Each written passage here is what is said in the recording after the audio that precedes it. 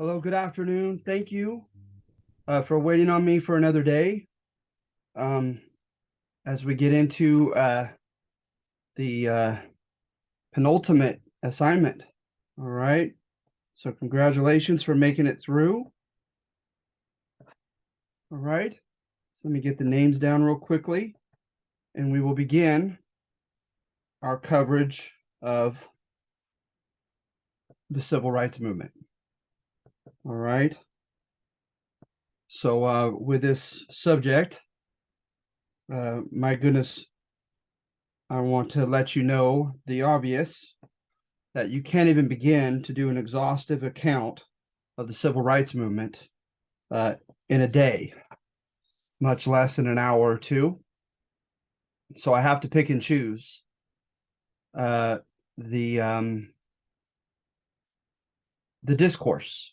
Okay, so what you should find posted on Canvas is the following: um, where to begin. All right, so we have covered with World War II the hypocrisy of racial discrimination with Asian Americans, with African Americans, with Hispanic Americans. We covered the same in the conquest of the Far West, the antebellum period, after the Civil War and the Gilded Age, etc. And so there was a lot to rectify, right? Remember, the Constitution is federal, and so you have a lot of leeway or latitude given to the states to be able to decide upon citizenship. That's something that the founding fathers kind of passed the buck with, is they did not declare universal citizenship, not even just for men. And so it was left up to each state to decide uh, that. Okay, and so so you had black codes issued in the South. You had later known as Jim Crow laws at the end of the Civil War, uh, circumventing any kind of congressional laws that were made, including the 14th Amendment that granted automatic citizenship and citizenship rights to those who were born or naturalized in any of the states. The 14th Amendment was huge on paper, right? But the manner by which it was carried out, it just simply wasn't, especially in the South. I say especially in the South, not solely in the South. All right. There was plenty of de jure or by law discrimination in the North as well, and in the West. So there was a lot to do. And so what I think I might do, if you will humor me, is I may not go in exact order on this one. All right. I very, very seldom do this. But the narrative that I'm feeling right now, I feel the desire to push toward the end first. All right.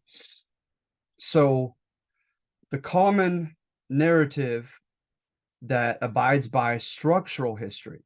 All right. Remember, structural history is opposed to great man history, in that dealing with causation, you believe that it's forces larger than any individual, any person in power, that cause things to happen when and how they do, right? So you see it as number four, the final one. So with structural history, World War II is huge. Okay, World War II is huge in that narrative, in helping inadvertently, indirectly, bringing about a great national crusade for civil rights for quote minority groups. All right, and so how is that to be? Okay, well, for one, okay, is you have to have the grievances, and the grievances ought to become painfully salient. They ought to stand out painfully, right, to the population. And that's exactly what happened during World War II. We issued the Atlantic Charter with Great Britain, and it stated that basically we were fighting against fascism, but in particular, we were fighting for fascism's violation of the human dignity and the natural rights of every human being. Okay. Well, that flew right in the face of the reality of Jim Crow and all these discriminatory laws throughout most of the states in our union. So when the Atlantic Charter became publicized, when propaganda ran its course during World War II, the hypocrisy of all of it, right, became very painfully apparent to many Americans. Okay, so then you also had cases of people complaining that okay, we're fighting for human rights, and not only are there discriminatory laws in the states, but even within the armed forces themselves, right? They're still segregating black soldiers. You had the Rapido River incident with the Mexican Americans, where there was a case in Italy in which they contended that they refused to cross the Rapido River in Italy because they're being led to their death. It was a suicidal just slaughter, and they felt as if racism were involved in it. And then, of course, with the Hispanics, you also had the Zoot Suit riots that you read about, um, the Sleepy Lagoon murder case, and other occasions. Another one was Felix Longoria. The state of Texas refused to bury him in a military cemetery, who had died in the Philippines serving his country because he was Hispanic. And so that got a lot of publicity, etc. And of course, you had the internment camps and everything that we've covered. So for one, right, World War II made the hypocrisy of our rhetoric, of our World War II propaganda, just that much more evident, salient, standing out, right, for the country to see. Then in addition to that, right, it also arguably it raised Americans' hopes. Okay, World War II, as well as the economic boom that followed, is expectations supposedly increased, not only because for the reasons that I've already stated with our propaganda and our rhetoric of fighting for human rights, etc., making the world better and safer for the human individual, um, but also because of the spending, the military spending, the need for the military machine to work very efficiently. We were at max capacity of employment during and just after World War II. And then with the beginning of the Cold War, it didn't take long for Truman and his successor Eisenhower to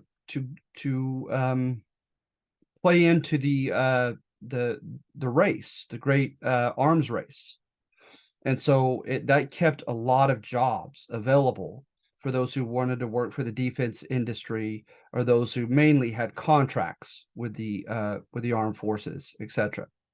And we spoke about the black women that moved into Oakland and Richmond and the East Bay and made good money as kind of Rosie the Riveters, as well as Mexican American young women. And so the jobs, although they were told to go back to the home at the end of World War II, the stats do not show that really in large scale happened, as much as the rhetoric was rolling at that time for them to do so. So wages were good, employment was great. The gross national product, or value of things being produced in the U.S. and sold, was just incredibly rising. And so add to that the GI Bill. Regardless of your ethnicity, any American citizen who had contributed to the war effort, had joined the military in any capacity, was granted the right to help with an FHA loan for a home, as well as subsidized tuition fees in college. And so this is going to help develop not only a higher sense of expectations amongst people of color and women as well, but also it's going to create the capacity for them to do something about it with their college education and their white collar jobs. Now, people have run sociological and psychological experiments with people, and they've had a few in which became famous for a while, in which people were deliberately wronged at a public venue. It pertained to money, and they wanted to see if there was a pattern for those who would refuse to stand by that financial injustice that they were, unbeknownst to them, set up with. And they thought maybe it would go along the lines of gender, along the lines of age, along the lines of income or ethnicity, etc. Right? But what they found, supposedly overwhelmingly, was a dichotomy that was based more upon educational attainment. That they found overwhelmingly, if these are telling of larger realities in society, that most of those who refused to abide by the injustice wanted to speak with the manager, wanted to make sure that they received their money back, etc., were those who had more education. And I find that very interesting. And so it's going to raise the expectations for Mexican American, African American, and other demographics as they enter the middle class, right? And white collar jobs and gain collegiate education. But it also is going to put them in a position, like I said, where many of them are going to they're going to join and form organizations. And a lot of that was perhaps psychological and sociological, and having higher expectations and higher collective self-esteem, with higher expectations, doing better for themselves. And that does seem to be congruent with human history, right? A lot of times you'll find that when certain demographics improve their material well-being, it doesn't take long afterward for them to demand full political rights to coincide with that improved lifestyle. It enhances their sense of entitlement, and I don't mean entitlement in a negative term, but in a good way, to what ought to be given to them. And so, at any rate, and especially for those who became lawyers, judges, etc., they're now within the political system whereby they can effect, they can bring about actual change from the position that they're in with their collegiate education. And so the development of a, quote, colored middle class, from the GI Bill, from the post-World War II boom, the Cold War race, are going to enhance the number of minority based Americans, and I say minority in quotes, okay, because that was the lexicon of that day, to demand something better for themselves, for their demographic. All right. And then you add to that the beginning of the Cold War, early in it, we were challenged by the Soviet Union because we were trying to beef up NATO, right? And try to gain as many allies in the North Atlantic Treaty Organization, a military alliance, a contingency alliance, just in case we go to war with the Soviet Union. There happened to be a movement at the end of World War II in the name of self-determination for all peoples, of decolonization. So in Asia and Africa, especially, you're going to get the beginnings of modern nations that are now independent from their imperialist bullies like England, France, etc. And so as they're becoming new countries, independent, they have a choice on what side of the Cold War they want to align themselves with, which of course there was always an economic hand involved, right? That will the International Monetary Fund offered loans and so forth. We had the Marshall Plan, not just in Europe, but within other names and other continents, where we were literally subsidizing the economic development of quote, developing countries. And so we were trying to pretty much bribe allies. And the Soviet Union called us out and said, to these countries, especially in Africa and Asia, They said, why would you want to side with the United States? Look how they treat their Asian Americans, their African Americans, their people of color. And it's probably no coincidence that right after this happened, uh, small steps were taken by the US government, like desegregating the federal bureaucracy and desegregating the armed forces under Truman. And so, at any rate, we had to have that pressure, arguably, put upon our government to finally start making some moves. So, these are some structural arguments as to why the civil rights movement happened when it did. Okay. And so, a lot of it, as you see in the structural argument, is tied to World War II and to the booming economy of the 1950s, etc. All right. And then, in addition to that, on the other side of the spectrum, you have great man and great woman history, right? Where you look at key individuals that set sparks, that yes, maybe the structural foundations were there for these demographics to expect more, to fight for more, but it still took key individuals, right, to rise up to the occasion and to foment change, right? And so you have these organizations, so many of them were known by their acronyms, that became well known after World War II. So the NAACP went back to 1905, the National Association for the Advancement of Colored People. And what they did is they fought in the courts, right? And they're the most famous, arguably, for like the Brown versus the Board of Education case in Kansas in 1954, overturning segregation, right? In government-sponsored public facilities, particularly schools. And so Brown versus the board was huge. And so the NAACP made that happen, right, with their teams of lawyers and all their networks that they used legally to do it, to demand change through the system, so to speak. Okay. And so you have leaders in the NAACP, Walter White, and these others who made a lot of connections, a lot of noise, etc. And you also had, you had like CORE, Congress on Racial Equality, and with CORE you had Bayard Rustin and Jim Farmer leading it.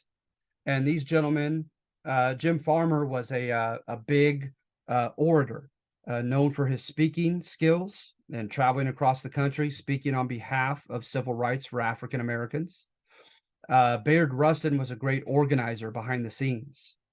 And so arguably most famously connected to his plans were the freedom rides, when members of CORE volunteered to drive interracially through the South, which of course was illegal in the southern states, in buses through the South. And remember that they, I don't believe it's a single bus with their freedom ride made it to its destination. There was intransigence or stubbornness on behalf of the Southern governments and the police forces. There was violence that they incurred. In one infamous case, they were stopped in the middle of the road and pulled out of the bus and beaten, and they lit their bus on fire. And so, but they were making a lot of noise, and they were forcing the country to come to terms and have discourse over the subject of human rights and civil rights. You had the Greensboro Four. These are four freshmen African-American boys in North Carolina, and they went to a whites-only lunch counter, and they asked to be served. Of course, they were not served. They had milkshakes poured over their heads. They were taunted. They were stricken physically. They were threatened and so forth. But again, they got the ball rolling and got a lot of publicity on the subject of these white lunch counters, okay, in restaurants throughout the country, especially the South.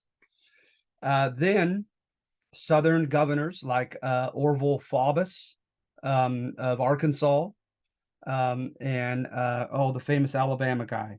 I can't believe I'm not remembering his name right now. But at any rate, you had governors outright defy that decision of Brown versus the board, and said that they were not going to enforce integration, blending black and white students in their states, in their public school systems. And so you had the Little Rock Nine, who showed up in Little Rock, Arkansas, to a Central Valley high school, and they were harassed.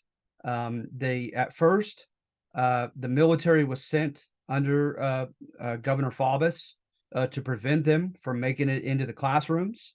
The federal government had to get involved and turned it around, and the very troops of Arkansas were nationalized at that moment, and those very troops who kept them from entering the classrooms on behest of the governor, the racist governor of Arkansas, now were told to chaperone them and protect them throughout the campus.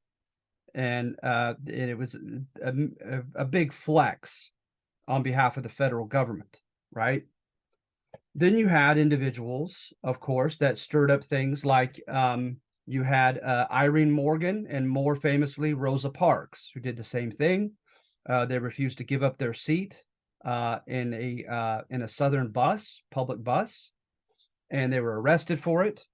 And then from there, people went to their defense, primarily through the weapon of the boycott, and having African Americans refuse to buy bus tickets, and cause the bus corporations to lose a lot of money, and to try to get them to capitulate in that manner. And of course, they had parades and strikes and speeches and so forth, right? You also have a guy named Jose Angel Gutierrez, who was in Texas, and he began organizing whom they began to call the Chicano people of Mexican American descent, to get around the poll and literacy the poll taxes and literacy tests that were used by the state of Texas to keep Hispanics from being able to vote. They raised money. Like I said, you could do a PBS Chicano movement, and there are about 4 different ones that are just incredible. But Jose Angel Gutierrez, he made a lot of noise as just a single college student. And he got a lot of people to raise money to be able to pay the poll taxes for the Hispanic people in his area of Texas, and to be able to equip them to pass the literacy tests, to be able to vote in blocks as Hispanics and vote for Chicano politicians who would look after their interests. Okay, and you had even a case in Crystal City, Texas, known as the Cristal movement, whereby they took over the city council and most of the municipal offices that were elected, the Chicano people, that is, and it got a lot of press. But this was worked out by people at the grassroots level, right? Literally going door to door and registering people to vote, etc. And then, of course, you have Cesar Chavez, and Cesar Chavez, right, did just that here in California. He not only organized people to, and he wasn't alone, but he was obviously the spokesperson in organizing Hispanic voters, getting them to vote, same thing, but also he organized, of course, the campesinos, the migrant farm workers, right? And he got them to unionize, and he went through a lot of struggle to get the big grape and other fruit corporate giants of California to capitulate to terms in recognizing these unions, his union, the United Farm Workers Union, and to agreeing upon salaries, minimum wages, laws on rest from work, laws on safety, etc. And he used a myriad of methods. He was quite savvy. In one case, what he did, I recall reading his autobiography, is he sent some Hispanic Americans to work on the fields and to prove what they were being paid, because the growers were lying about what they were paying them and what they were offering them. And he went forward to the growers with plenty of evidence of their exploitation of the workers, despite their lies to the public. And he told them that he was going to go public with that information if they did not sit at the table diplomatically and engage in collective bargaining with the union leaders. Of course, they had the famous boycotts. He had a march to Sacramento, which gained the attention of Bobby Kennedy and movie stars from Hollywood, etc. He had a famous fast. He had myriad of methods that he utilized. And so at any rate, what if it weren't for these people, right? And of course, I haven't even mentioned the big ones like Malcolm X and King and Martin Luther King Jr. Martin Luther King, his orator skills, as well as Malcolm X, right? Malcolm X just simply ran Mosque number 7 in Harlem, New York, under the Nation of Islam and under Elijah Muhammad. But his speeches were so powerful, and he showed up to areas. There was a case in Southern California where there was a wrongful arrest of members of the Nation of Islam simply selling suits, church suits, out of the trunks of their car at night. And a gunfight erupted from that. And there was a guy named Stokes who was shot and killed by a police officer. And he went and made a lot of symbolic importance attributed, and a lot of the nation's attention attributed to that singular incident. And just look at some of his videos and his speeches. They were incredible. The power of his voice, his articulation, but also he got a lot of people's attention with his messages, which we're going to get back to. Martin Luther King, very similarly, right? He was part of the SCLC of Baptist and other denominational Christian churches from the South. Pardon me. And he worked hand in hand with SNCC. And SNCC, the Student Nonviolent Coordinating Committee, they were the ones that were most famous with going to the streets and engaging in nonviolent civil disobedience, which we're going to get to shortly. And so he did that as well. He was arrested at least 8 times in a short amount of time. But he also, like I said, was very powerful in organizing boycotts, strikes, and his speaking skills were just like none other. He and Malcolm. So, what would the movement have gone the way it did without the volition, the agency, right, of these key individual leaders who really stood out and made things happen? Okay. And so at any rate, you have there also next to Jose Angel Gutierrez with a brown shirt, next to them with the man with the mustache and his mouth agape. That was Corky Gonzalez, and those two helped fund the La Raza Unida party. They formed a third party for Mexican Americans, for Chicanos, to vote for Chicano politicians. So you have a lot of people. And then, of course, with SNCC, I think of Diane or Beverly. I always, the names aren't even similar, and I always get the two names mixed up.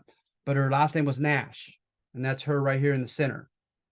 Mrs. Nash, or Miss Nash at this time. No, it was actually Mrs. Nash. You had Bob Moses and other leaders of SNCC who were very pivotal in what they did. And then, of course, you have the infamous episodes with Stokely Carmichael that we're going to get back to shortly. So at any rate, numbers 3 and 4 show the two sides of the pendulum when it comes to causation. All right. Number 4 says it was structural forces like World War II and results from World War II, as well as the Cold War, that brought about the civil rights movement. And number 3 says it was great men and women particular leaders who took the initiative to make things happen to help the civil rights movement um, turn and move in the direction in which it did. So now I go back to 1 and 2, if you don't mind. Well, number 1, this is kind of court history. It's kind of older historical interpretation, and that is that no doubt about it, the job done in the court of law was not unhelpful. It most certainly helped catapult the civil rights movement. Different cases that were won in the courts. However, you could find, especially with the case of Brown versus the Board of Education, plenty of evidence of just defiance from governmental authorities of these court decisions. All right. So what I say is basically on number 1 is that the victories in the courts were wonderful, but they were insufficient. They were not enough. What had to happen was something to move to work on the hearts and minds of white Americans, all right, during the civil rights era. And so at any rate, if you look at, for instance, Birmingham footage, you could just YouTube that, all right? And it is very, very moving, I promise you. But you have these people, and they are African Americans and some Anglo Americans marching with them, clergymen, etc. They're not in violation of the First Amendment. They're not breaking property. They're not destroying property. They're not engaging in physical altercations. They're merely marching. They are singing. But however, what they do is they defy the Jim Crow laws. They marched into whites only restaurants and other businesses, parks, swimming pools, etc. Right? And these other facilities, public and private. And what they tried to do, right, was engage in a confrontation in a peaceful manner. And of course, as you know, this is known as nonviolent civil disobedience. The civil disobedience part, I think we've gone over before, is the notion, right, that man-made or civic laws are like right here. And then you have higher laws of the human conscience or higher laws from the clergy, believing that the laws come from God himself, right? And so like the main one, right, that I think of that was often utilized either directly or indirectly was the golden rule of Jesus, right? Treat others as you'd want them to treat you yourself. And then also egalitarianism, right? That with God, there's no favoritism, equal rights and opportunities for everyone. So if you find yourself with a civic law that is in violation of a higher law, it is not only your right, but it is your responsibility to confront that civic law and to defy it. Okay. And what you do, according to Mahatma Gandhi, right, from India, is you create a moment of conscience dilemma amongst your oppressors, where they have to confront the possibility that maybe their man-made law is immoral by a higher standard, right? So you force the discourse on that topic, not allowing Black kids to swim in that whites-only swimming pool, not allowing African Americans to eat at this particular restaurant, etc., etc. You force them to confront that issue of it possibly being immoral. Then, according to Gandhi and others adhering to this philosophy, is very, very likely the oppressor is going to not know immediately how to deal with his or her shame. Okay. And that oftentimes the human mind goes to great lengths, and human emotions, how much more, go to great lengths to justify whatever he or she does wrongly. And so hence they're to expect when they go into that whites only lunch counter for the establishment and many of those racist white or Anglo Americans who are for that racist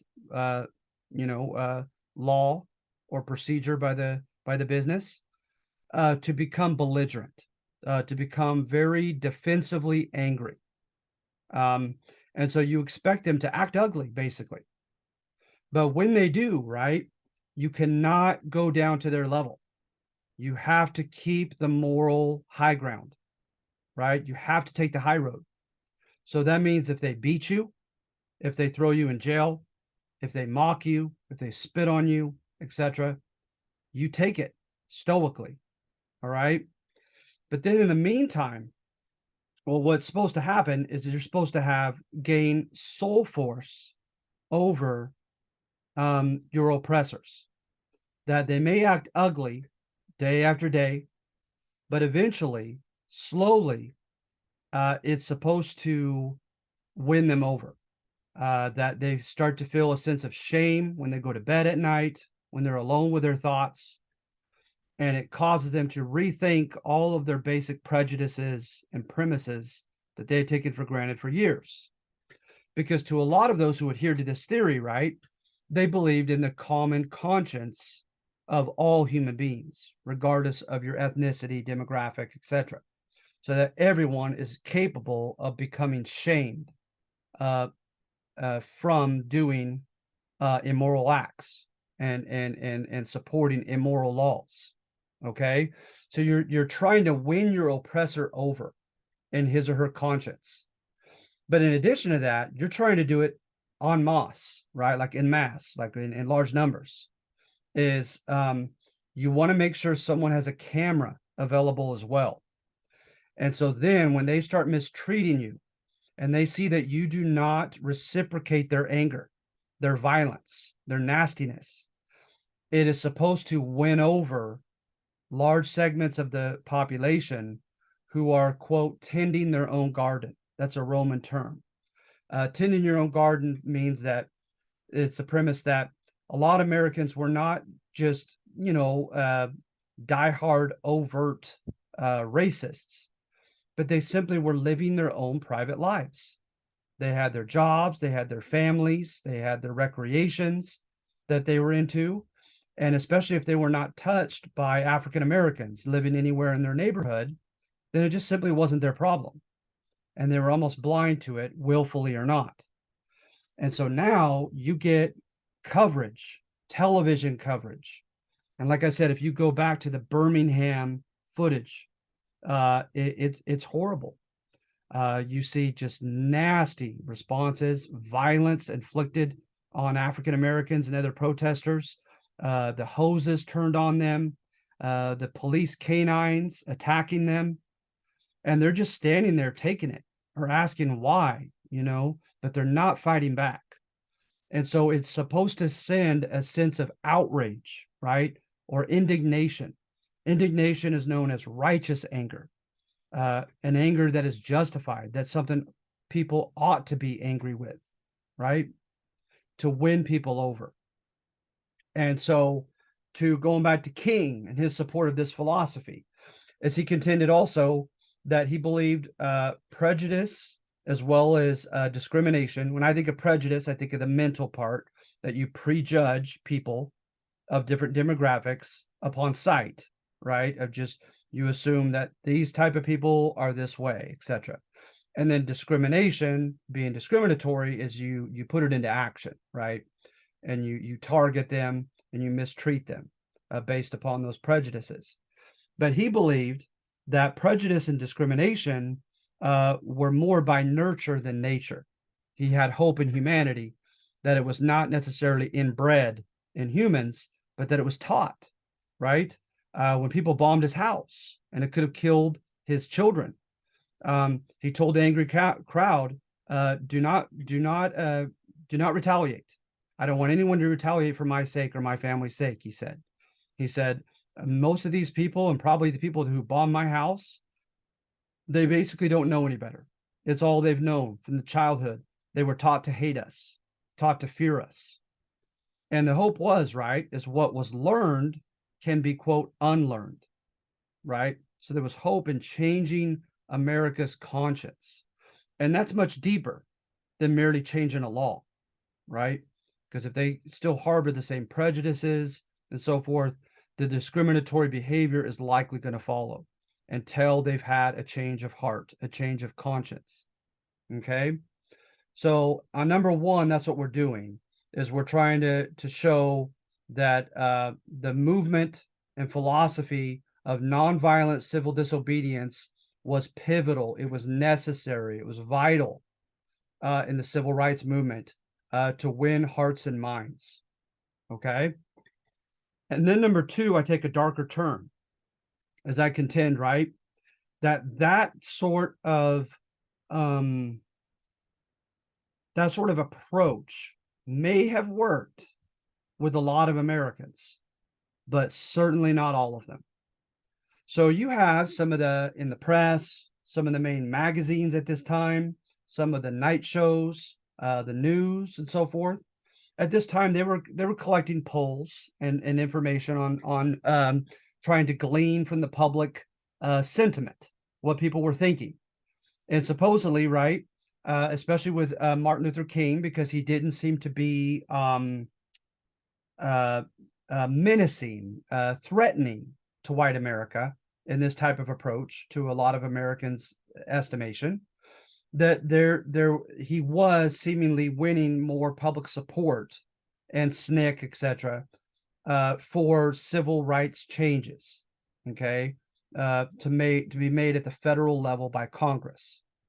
Nevertheless, okay, when you have the assassination of Kennedy and Lyndon B. Johnson comes in as the new president, he supposedly tried to win over a lot of congressmen initially through humanitarian arguments as such, right? Saying it was the right thing to do. He even appealed to the congressman's vanity and saying that this is inevitable. And so it might as well be done by our generation, and we will be praised by generations in the future for finally making this right. But then when that didn't happen, right, he resorted to different types of tactics and different types of arguments to appeal to the congressman. So with the tactics, sometimes he became quasi or almost coercive. He was known for telling congressmen, basically, I know what you need to be passed, or your constituents want to be passed down in Alabama. I can make that difficult for you if you don't go along with me on civil rights legislation. So it's very, kind of an oxymoron, right?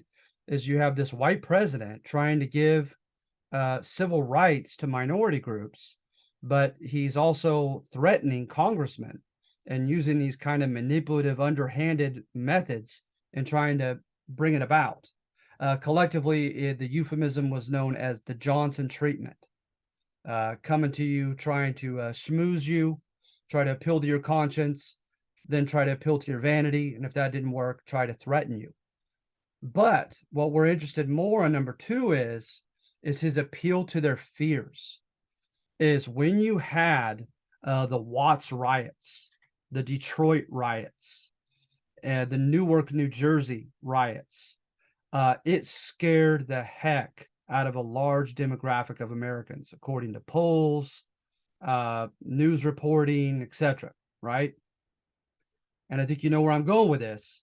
Is he basically argued in the end to his Congress that if we don't do something to show our support, particularly to African Americans, and to help empower them in some way, he said, they're going to rise in rebellion against us.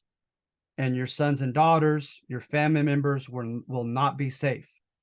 These types of violent riots are going to disseminate like a wildfire, he said.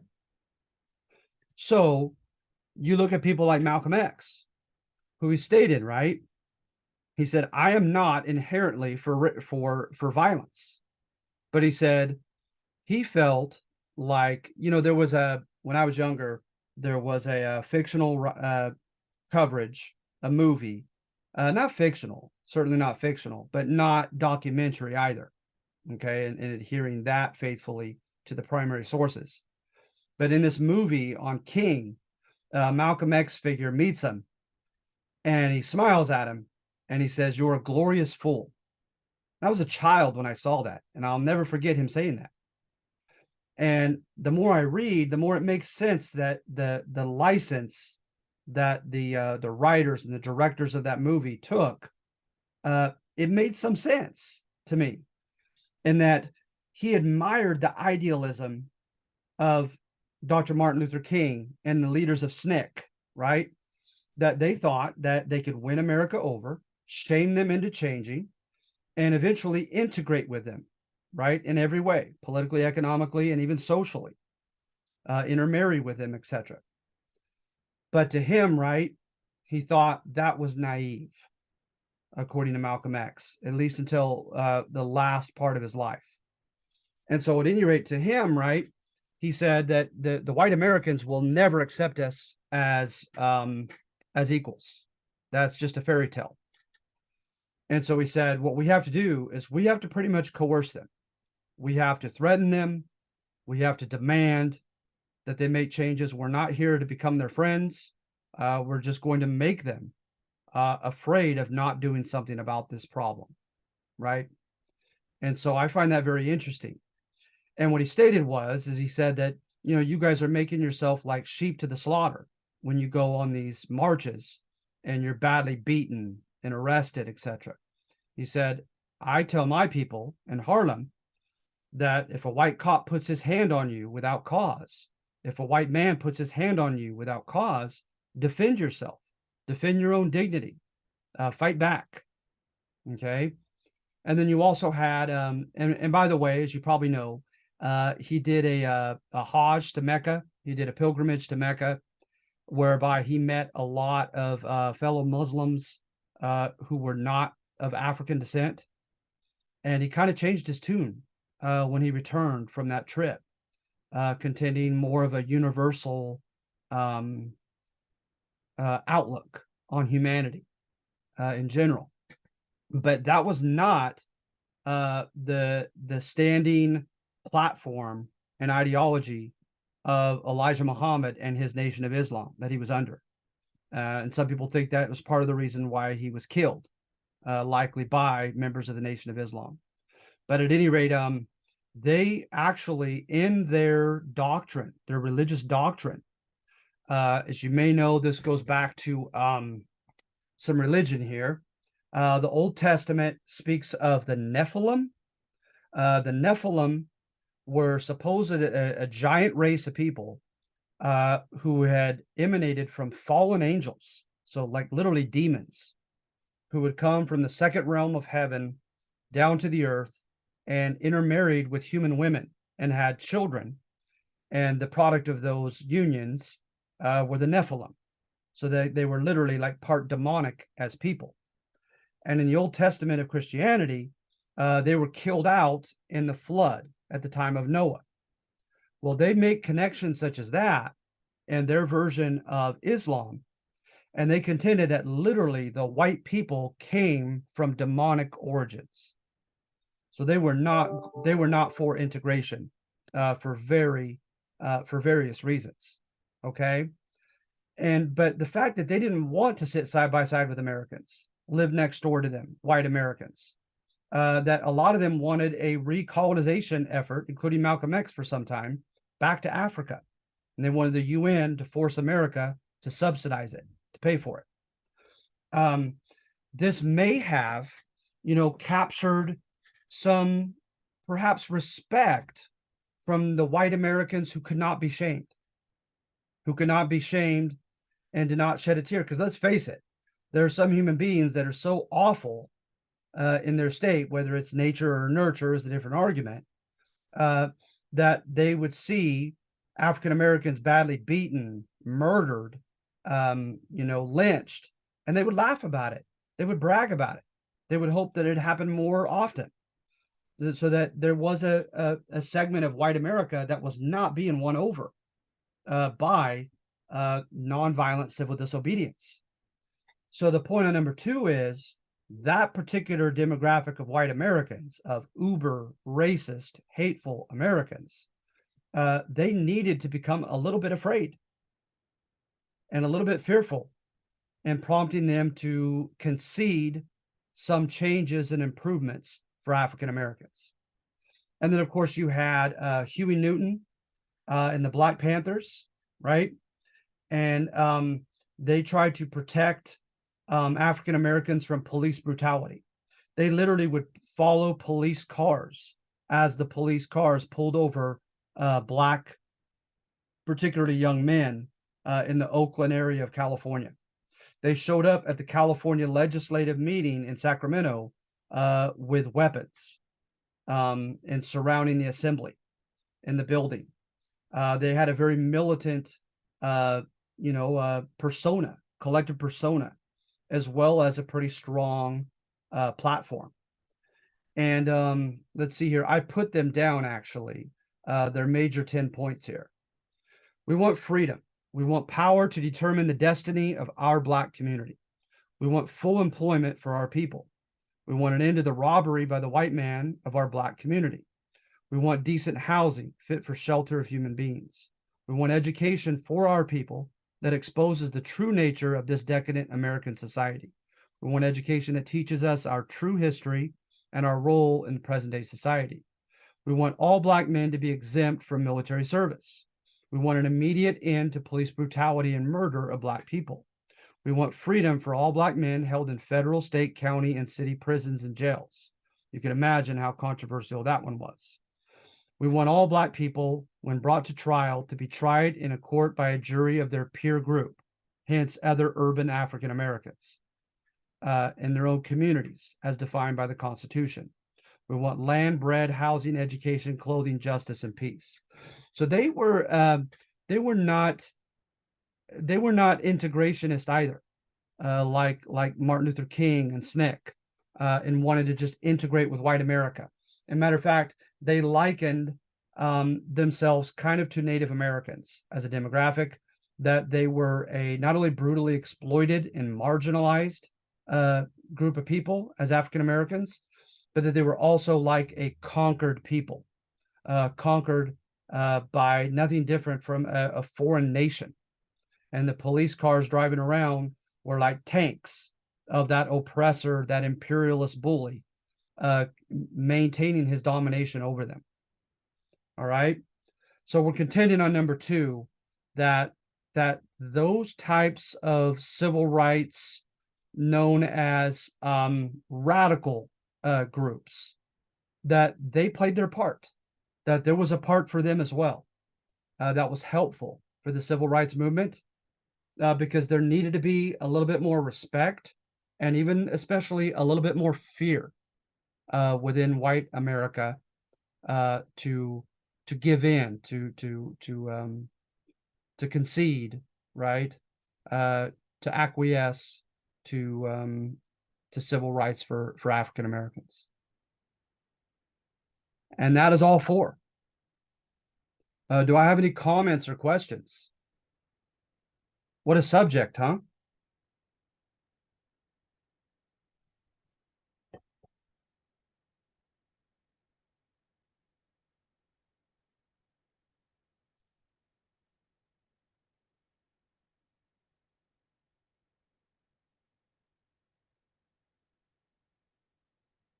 And if I could say one more thing on this subject of nonviolent civil disobedience versus the more, quote, militant protect yourself groups, right, that I find very interesting, is when they had the Freedom Summer of '64 down in Mississippi, a lot of college students and civil rights advocates camped down in Mississippi to register African Americans to vote.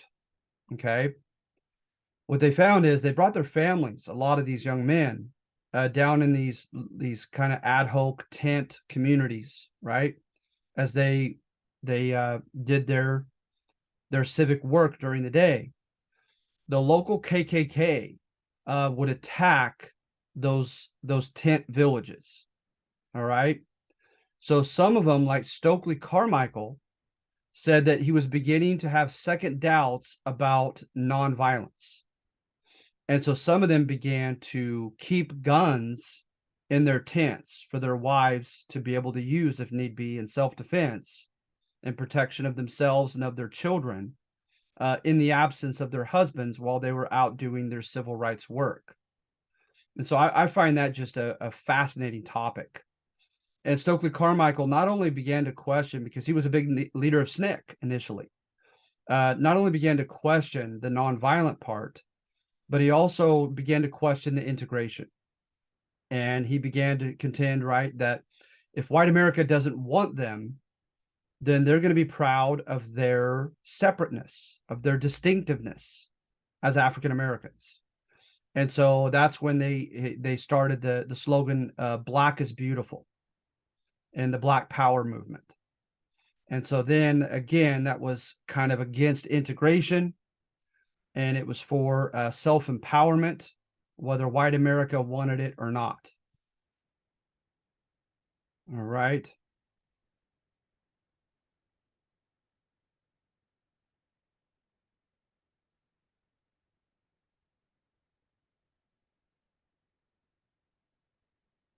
And what I may try to integrate a bit, I don't feel prepared.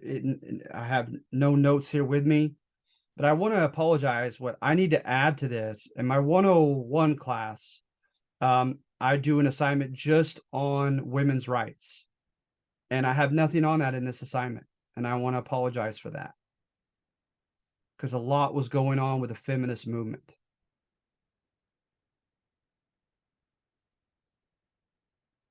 at this time as well.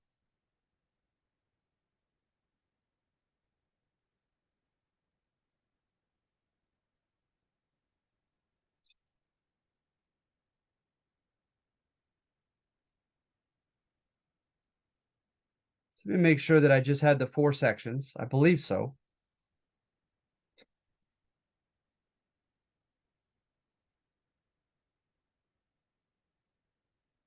Yeah, that's it.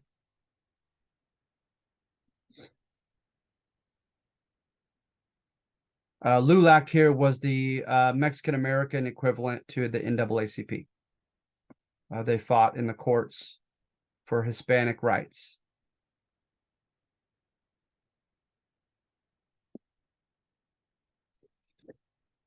All right, so how do you guys feel? Can I get a thumbs up or any kind of word from anybody? You guys feel amply prepared for this assignment? Thank you, Stephanie. Kaylin, thank you. All right, you guys feel okay on this? I hope so. Giselle, thank you. So please note, right, that for the sake of time, for the sake of just doing one assignment per week, that's really difficult to encapsulate the civil rights movement in by way of one assignment in 1 week. So I hope that when you have read all 4 sections, that you're familiar with some of the most popular discourse that they have about it, like what caused the civil rights movement to happen, what was effective and what wasn't effective as far as methods and approaches. I feel like those are the main, most, again, salient. They stand out the most. Historiographical topics, like the style of history writing that they focus upon. And I hope there's enough data in each of them that you feel like you've learned a thing or two when you're done reading it.